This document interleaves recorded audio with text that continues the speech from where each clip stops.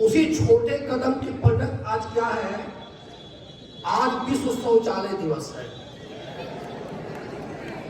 आप देखते थे कि स्टेशन पर बैठने पर प्लेटफॉर्म के तरफ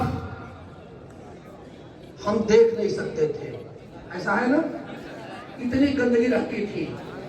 सड़क के दोनों किनारे रास्ते में जाओ तो यदि बीच से चक्का नीचे उतरता था तो मन गंदा हो जाता था, इतनी गंदगी रहती थी।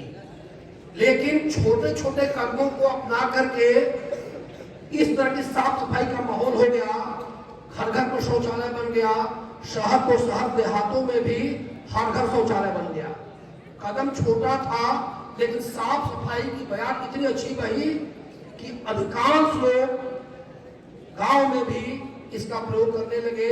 सफाई स्वास्थ्य के लिए आवश्यक है।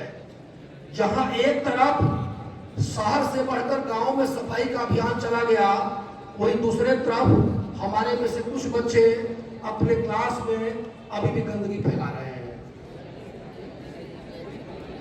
अभी जो सफाई करता है वो भी आपके तरह से ही आदमी है।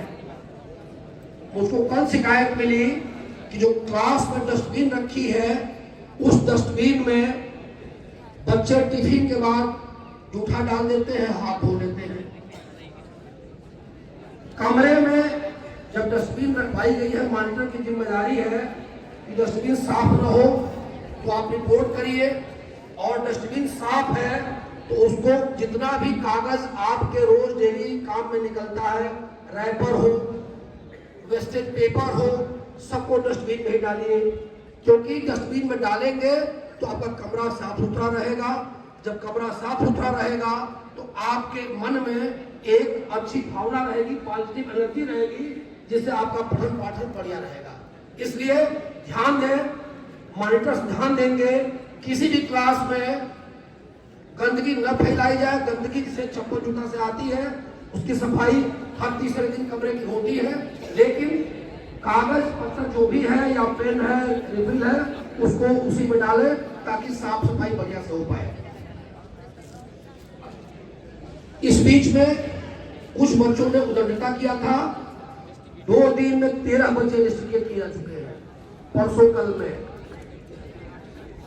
और यदि कोई विद्यालय के बाहर या विद्यालय में अनुशासन के परिधि के बाहर जाएगा तो ये 14वां 15वां क्रम चलता रहेगा।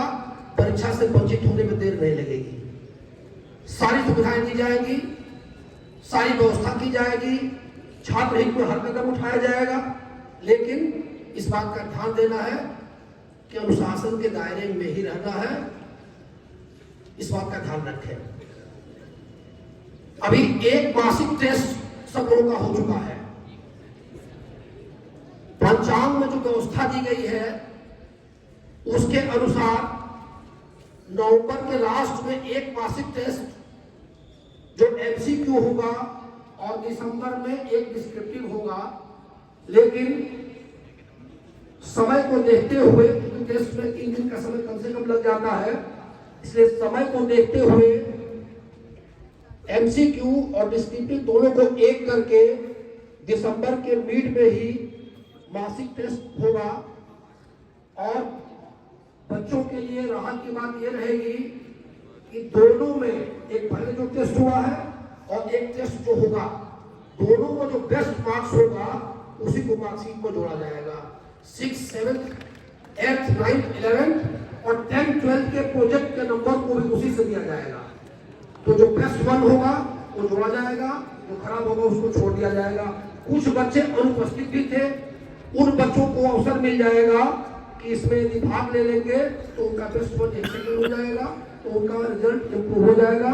इसकी तैयारी आप बढ़िया से कीजिए और 2 से 3 दिन के अंदर समय दे दिया जाएगा। दिसंबर के मिड में दोनों टेस्ट संपन्न हो जाएंगे और दिसंबर के प्रथम सप्ताह से ही जो एनुअल फंक्शन के लिए तैयारियां होती हैं, जो कंपटीशन होते हैं, अंतिम पीरियड में उसको भी करा दिया जाएगा। धन्यवाद।